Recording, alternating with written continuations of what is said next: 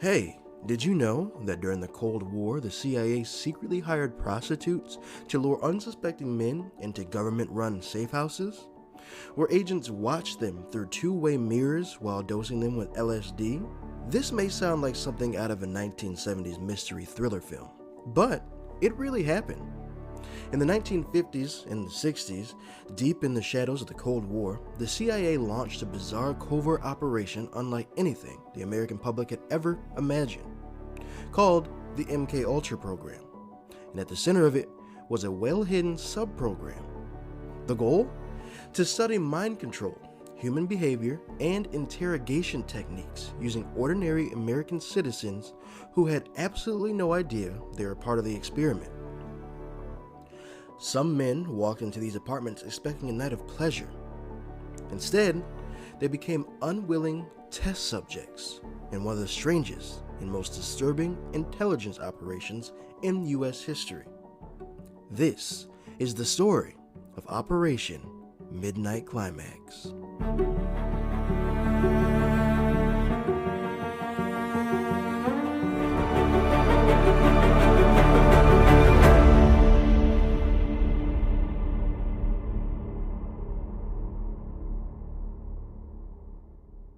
Welcome back, ladies and gentlemen, to yet another episode of Hey Did You Know, where we dig up the weird, the forgotten, and the downright strange corners of America.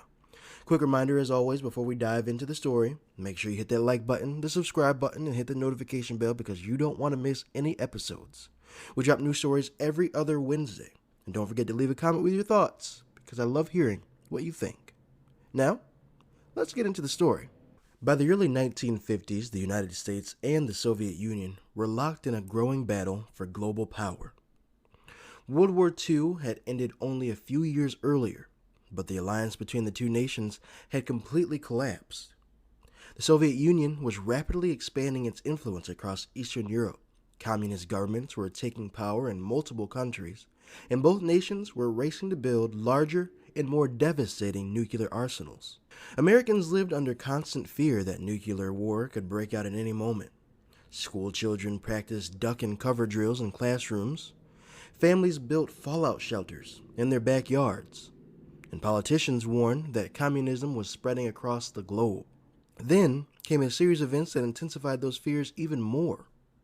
In 1949, the Soviet Union successfully tested its first atomic bomb years earlier than American officials expected. In that same year, communist forces under Mao Zedong took control of China, creating panic that one of the world's largest nations had fallen under communist influence. Then, in 1950, the Korean War erupted as communist North Korea invaded their southern counterpart, pulling the United States into a brutal international conflict. To many Americans, it suddenly felt as though communism was advancing everywhere. But nuclear weapons weren't the only thing intelligence officials feared anymore. There was another terrifying possibility beginning to spread through intelligence circles. What if the enemy could control the human mind? American officials became increasingly obsessed with reports that communist governments, particularly Soviet Union, China, and North Korea, were experimenting with psychological manipulation, coercive interrogation, hypnosis, and so-called brainwashing techniques. The term brainwashing itself exploded into the public conversation during the Korean War after several captured American prisoners of war appeared to cooperate with their captors after release. And to intelligence officials, it raised an alarming question. Had America's enemies discovered a way to psychologically break and reprogram people? Newspaper headlines, media reports, and government officials began fueling fears that communist nations had unlocked dangerous new methods of mental control using drugs, sleep deprivation, psychological torture, hypnosis, and indoctrination techniques. Some CIA officials became convinced that Soviets were developing ways to force people to reveal secrets, alter memories, or even create unwilling assassins. Whether those fears were exaggerated or not, the paranoia inside American intelligence agency became very real. The CIA believed if America didn't learn these techniques first, its enemies would. So, in 1953, CIA Director Allen Dulles approved one of the agency's most secretive programs ever created, MK Ultra. Officially, MK Ultra was designed to study methods of behavior modification, interrogation, hypnosis, memory manipulation, and chemical mind control. Unofficially, it became a sprawling series of unethical human experiments conducted with almost no oversight. The program explored everything from sensory deprivation and electroshock therapy to the use of psychoactive drugs. And one substance quickly fascinated the CIA more than any other: LSD. At the time, LSD was relatively unknown to the general public. Researchers believed the powerful hallucinogenic drug might function as kind of a truth serum, something capable of lowering defenses, altering behavior, or making someone easier to manipulate during interrogation. The CIA wanted to show exactly what LSD could do to the human mind. But instead of limiting experiments to volunteers inside laboratories, some officials wanted to test it on ordinary people in real-world situations. And that idea would eventually lead to one of the strangest covert operations in CIA history. In 1954, a Federal Narcotics Bureau agent named George Hunter White became deeply involved in the CIA's growing drug experiments. White was not your typical government official. He was a hard-working, chain-smoking narcotics agent with a reputation for bending rules and operating in morally gray territory. He loved undercover work, frequented the nightlife scene, and had little concern for traditional ethics. And to CIA officials, he's just what they were looking for. Working alongside the agency, White helped establish a series of secret safe houses in places like San Francisco and later New York City. But these weren't your ordinary intelligence facilities. From the outside, they looked like regular apartments. But on the inside, they were wired with hidden microphones, recording devices, and two-way mirrors. The CIA furnished them like bachelor pads, complete with alcohol, couches, artwork, and bedrooms designed to appear comfortable and inviting. Then came the next step. The agency hired prostitutes to bring men back to the apartments. The women were instructed to secretly drug the clients with LSD, often slipping it into cocktails or drinks without their knowledge. Once the drugs took effect, CIA agents hidden behind two-way mirrors would observe and record the subject's behavior. It was even noted that George Hunter White often sat on the other side of the glass drinking martinis while taking notes. In some later accounts, White joked that it was the most entertaining assignment of his career. Now, the test subjects, the men, had no idea they were part of a government experiment. What they had believed was a hot and steamy night was actually a covert CIA drug testing. The agency wanted to see how individuals behaved under the influence of LSD in vulnerable situations, particularly whether the drug made people easier to manipulate, interrogate, embarrass, or control. And because the entire operation was classified, there was essentially no accountability. As experiments continued, Operation Midnight Climax grew increasingly reckless. The CIA began expanding LSD testing beyond safe houses. Drugs were administered to people at parties, bars, restaurants, and social gatherings, often without consent. Some subjects reportedly experienced severe paranoia, panic attacks, hallucinations, and psychological distress. At the time, researchers still knew very little about the long-term effects of LSD, especially when given unexpectedly in uncontrolled environments. And yet, the experiments continued. George Hunter White himself became increasingly reckless in how he used LSD during this period as well.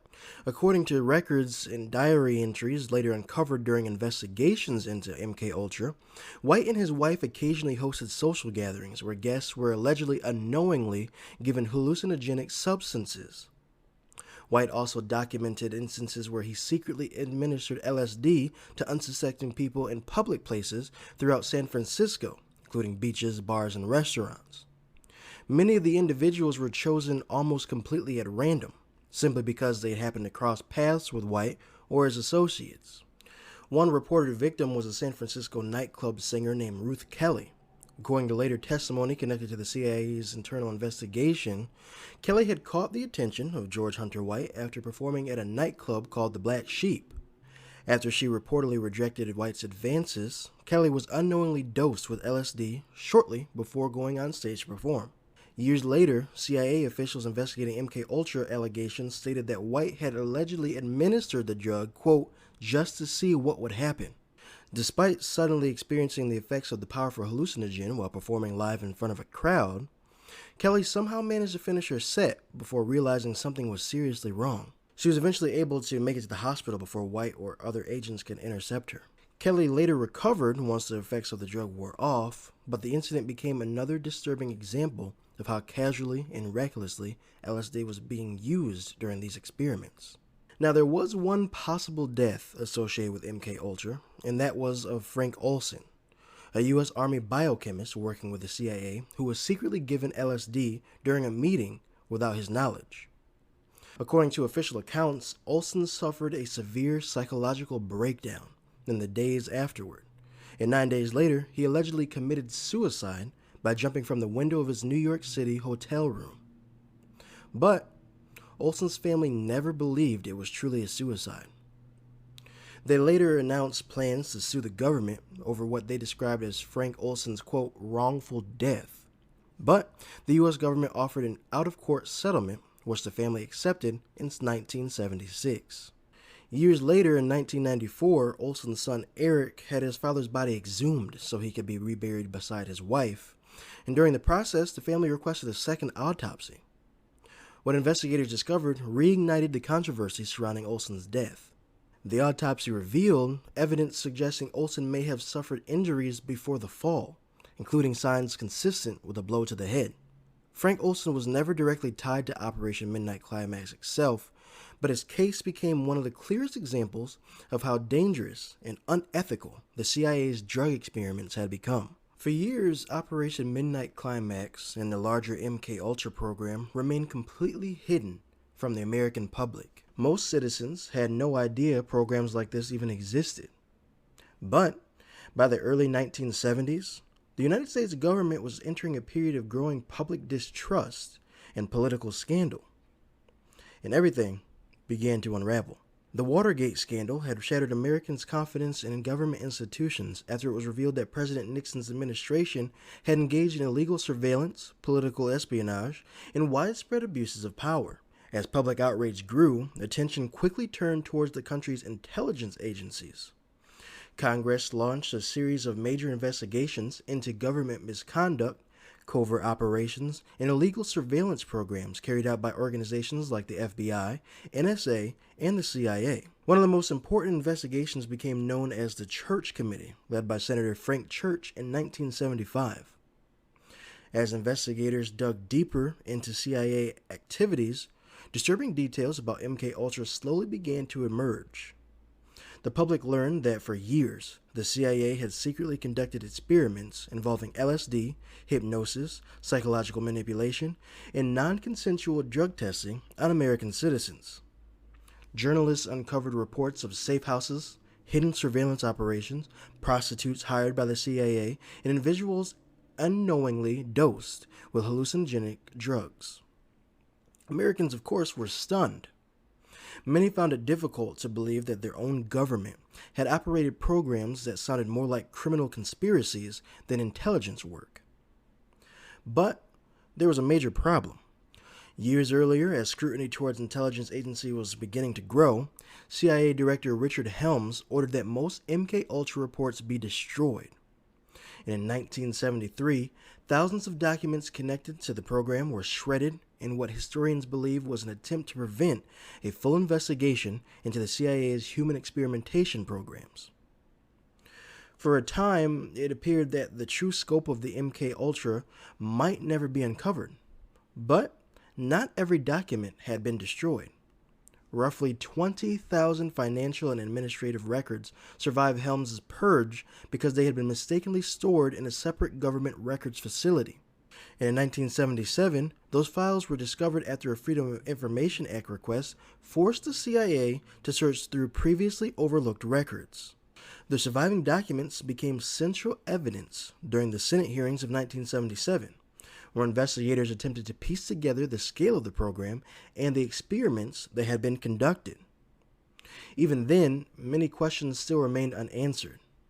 Because so many files had been already destroyed, historians still believe large portions of MK Ultra, including Operation Midnight Climax, may never fully be understood. Operation Midnight Climax itself had quietly ended sometime during the 60s, but revelations surrounding MK Ultra permanently damaged public's trust to the CIA. And the scandal also helped lead to stronger congressional oversight of intelligence agency and stricter ethical standards surrounding human experimentation in the United States. Today, Operation Midnight Climax remains one of the strangest and most disturbing chapters of the Cold War. And in my opinion, the most unsettling part of the story is the people behind these experiments genuinely believed they were protecting the United States. During the Cold War, fear changed everything. The threat of a nuclear war, communist expansion, espionage, and psychological warfare created an atmosphere where intelligence agencies became convinced that almost any action could be justified if it meant staying ahead of American enemies.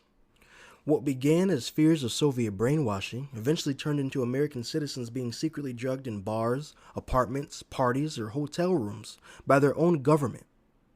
Today, programs like MK Ultra and Operation Midnight Climax are often looked at as relics of a darker and more paranoid era. Modern laws surrounding informed consent, human experimentation, and intelligence oversight are far more stricter today than they were in the 1950s. At the same time, stories involving mass surveillance, classified government programs, data collection, and covert intelligence operations still continue to spark debate even today. Whether it's the Edward Snowden NSA revelations, concerns over digital surveillance, or fears surrounding how government collect and use personal data, one thing remains consistent. People still wrestle with the same question Americans faced during the Cold War. Exactly how much secrecy and power should a government have in the name of national security? Because history has shown that when fear and secrecy collide, the line between protection and abuse can become dangerously thin. And maybe that's why Operation Midnight Climax still fascinates people decades later. So, to leave you with a question, do you think programs like Operation Midnight Climax could stay secret in today's world of smartphones, leaks, and social media? Or have we simply traded hidden government experiments for something even more unsettling? A world where we willingly hand over our personal information, thoughts, habits, and conversations to technology and AI every single day? Let me know in the comments what you think. And thank you so much for watching today's episode. If you enjoyed the episode, please share it with a friend, and don't forget to follow so you don't miss the next one. Because next time, we're heading to Key West, Florida, where a small handmade doll locked inside a glass case has terrified visitors for generations. They call him Robert the Doll. Until next time, thanks for listening.